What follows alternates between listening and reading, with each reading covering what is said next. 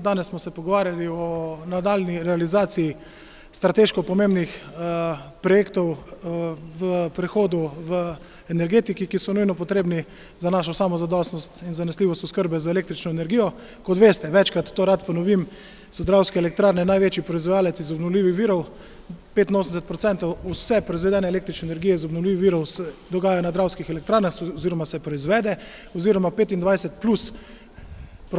odstotkov vse električne energije v portfelju Republike Slovenije. Torej, delovni sestanek je bil, ocenjujem, zelo produktiven, ker smo tudi z naše strani,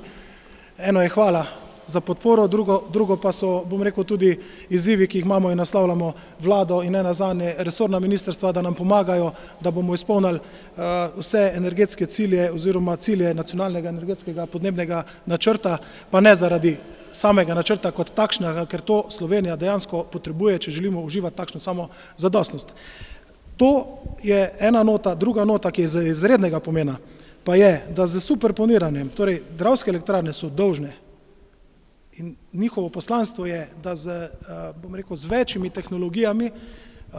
pridemo do trajnostnih rešitev v tem energetskem prehodu. In če mi želimo preučiti, kakšen vpliv imajo te tehnologije na obstoječ portfelj ali pa topologijo elektroenergetskega sistema Republike Slovenije, ki je vpet in vzankan v evropski energetski sistem, potem so to izredno zahtevne matematični problemi, ki jih je potrebno zračunati, pogledati, posimulirati, in to ne gre brez enega močnega računalnika. A veste, to niso špekulacije, govorimo o implementaciji in izgradnji superračunalnika, ki je srčica podatkovnega centra. In z veseljem vam sporočam, da so Dravske elektrarne z včerajšnjim dnem z podporo vlade, z podporo resornih ministrstev, predvsem poudarek tukaj gre za Ministrstvo za šolstvo, razvoj in tehnologije, podpisale pogodbo o razpolaganju oziroma o prodaji strateške lokacije z izredno visoko dodano vrednostjo zaradi vse infrastrukture, ki je na tej lokaciji, kjer se bo zgradil podatkovni center z superračunalnikom, ki bo eden najzmogljivejših, da ne bom rekel, v Sloveniji in tudi širše.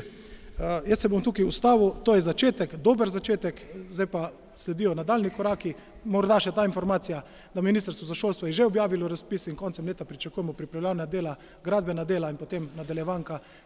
kar pa pomeni močno sinergijo in v edukacijskem smislu, razvoj, krožnem gospodarstvu z vsemi vrlinami in kompetencami, ki jih nosijo tudi inženirji Dravskih elektrarn.